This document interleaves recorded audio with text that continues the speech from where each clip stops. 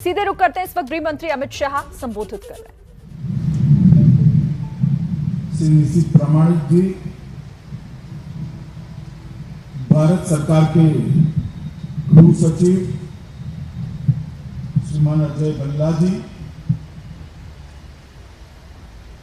आज सूचना ब्यूरो के डायरेक्टर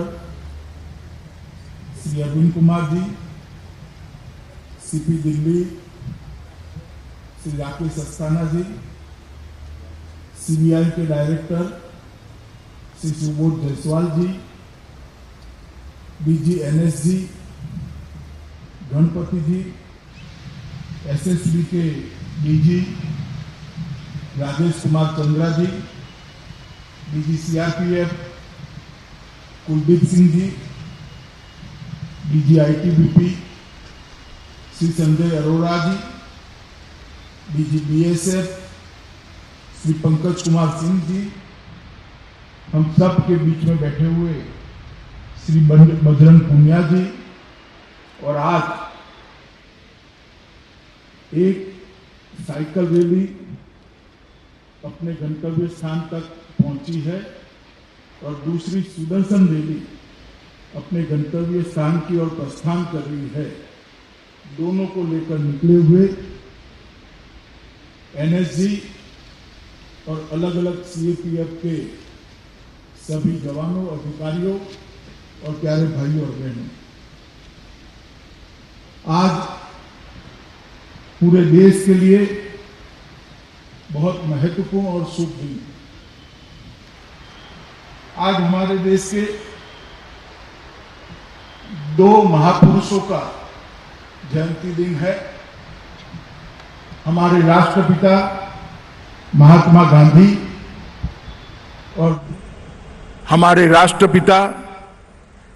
गांधी और दूसरे हमारे पूर्व प्रधानमंत्री लाल बहादुर शास्त्री जी। भारत के इतिहास को, 1900 के बाद के इतिहास को अगर ध्यान से देखें तो दोनों महापुरुषों ने अपनी अमिट छाप भारत के इतिहास में छोड़ी है। महात्मा गांधी ने बैरिस्टर होने के बाद अफ्रीका में अपना कामकाज शुरू किया और वहां पर जब उन्होंने देखा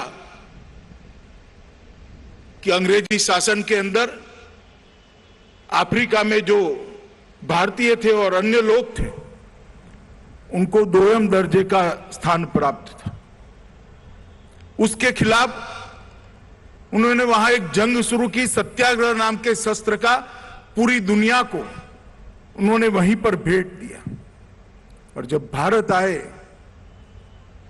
भारत के अंदर उनको जो दृष्टि अफ्रीका के संघर्ष से प्राप्त हुई, उसी नजर से जब हिंदुस्तान को देखा, भारत को देखा, तो दारुण गरीबी, अकल्पनीय शोषण और गुलामी के अत्याचार देखकर उन्होंने पूरा जीवन अपने मृत्यु तक का भारत माता की सेवा में समर्पित किया और देश को आजादी दिलाने के लिए वो लग गए।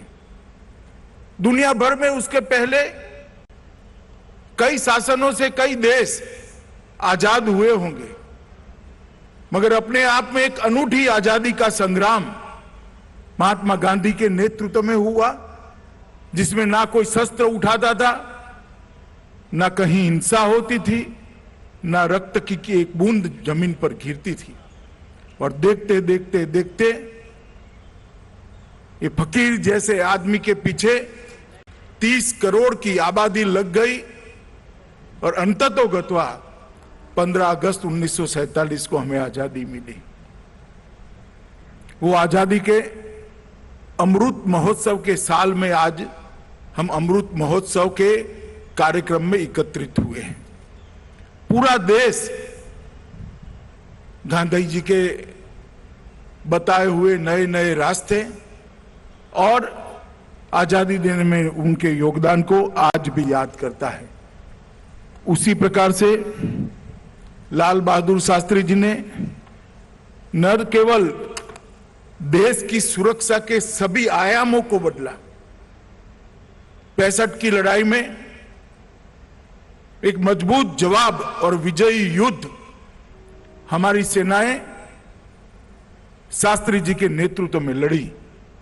बहुत छोटे से कालखंड में निर्लेप भाव से लोकतंत्र के अंदर लोगों की सेवा कैसे हो सकती है, इसका एक उत्कृष्ट और सुंदर उदाहरण लाल बहादुर शास्त्री ने लोगों के सामने रखा। और इन्होंने जो सूत्र दिया, उन्होंने जो नारा दिया, जय जवान जय किसान, वो इतने सालों के बाद आज में ही इतना प्रासंगिक है जितना उस वक्त प्रासंगिक था।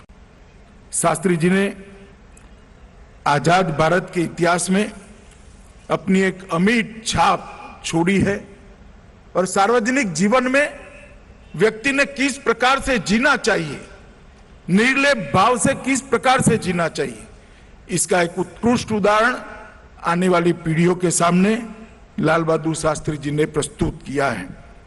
आज हम सब उनको आदरांजलि भी देते हैं और उनके बताए हुए रास्तों पर चलने के लिए अपने आप को पुनः समर्पित भी करते हैं। और इसी दिन पर आज यहां पर 2 कार्यक्रम होने जा रहे हैं। एक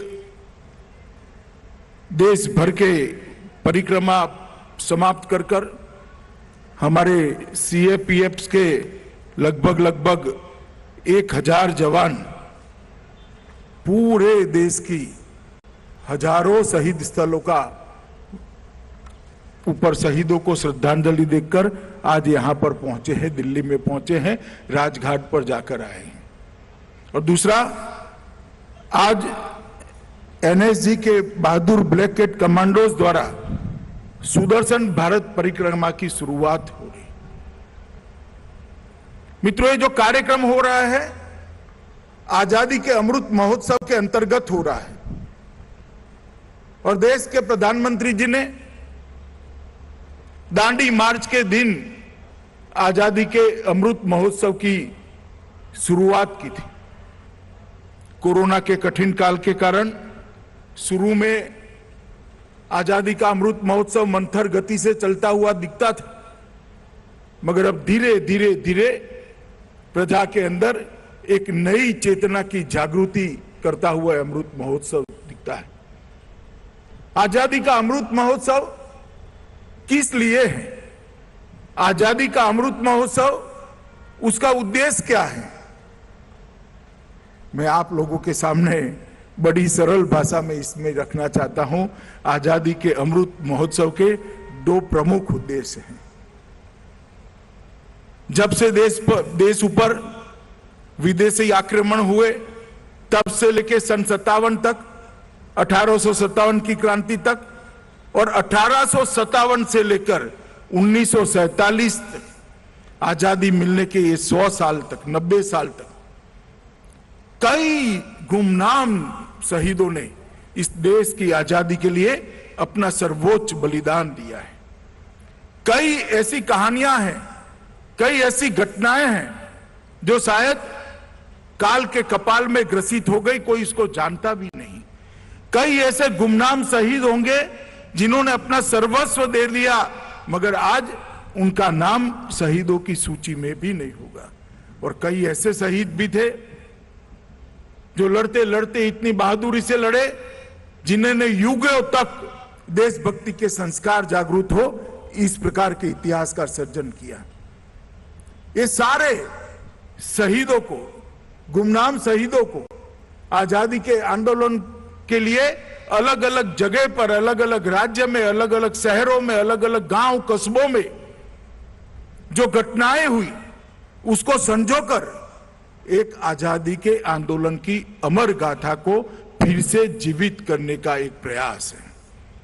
और आजादी के आंदोलन की अमर गाथा को जीवित कर जो नई पीढ़ी है उसमें फिर से एक बार देशभक्ति के जज्बे को जगाना और देशभक्ति के जज्बे को जगाकर इसको देश के विकास के साथ जोड़ना। कई ऐसे लोगों ने पीढ़ियों तक बलिदान दिए, तब जाकर हमें आजादी प्राप्त हुई। कई लोगों ने अपने पूरे का पूरा जीवन दे दिया, तब जाकर हमें आजादी मिली है। कई ऐसे लोग हैं जिनके घर की कुर्की अंग्रेजों ने एक एक बार नहीं 11-11 बार करी, फिर भी वो लड़ना नहीं छोड़े और मजबूती के साथ जब तक अंग्रेज यहां से नहीं गए वो लड़ते रहे, तब जाकर ये देश हमारा आजाद हुआ है। ये देशभक्ति के जज्बे को फिर से एक बार देश के हर युवा के मन में, एक बच्चे के मन में जागरूक करना और उसको देश के विकास के लिए, देश के आने वाले दिनों के लिए, देश के विकास में जोड़ने के लिए प्रेरणा देना। मैं आज इस मकाम से, इस मंच से देश के सभी युवाओं को कहना चाहता हूं कि हम सब का जन्म तो आजादी मिलने के बाद हुआ। हो सकता है शायद देश के लिए मरने का सौभाग्य हम किसी के भाग्य में न हो, मगर देश के लिए जीना ये हमारे हाथ में है। जिन्होंने देश के लिए मरकर देश को आजादी दी, देश को यहां तक पहुंचाया, सम्मान के साथ पूरी दुनिया के सामने हमारा तिरंगा आसमान की ऊंचाइयों में लहरा रहा है, ऐसी स्थिति का निर्माण किया, वो उन्होंने अपने समय में जो जरूरी था किया। मगर क्या हम हमारा पूरा जीवन देश के लिए जी सकते हैं? क्या कुछ त्याग?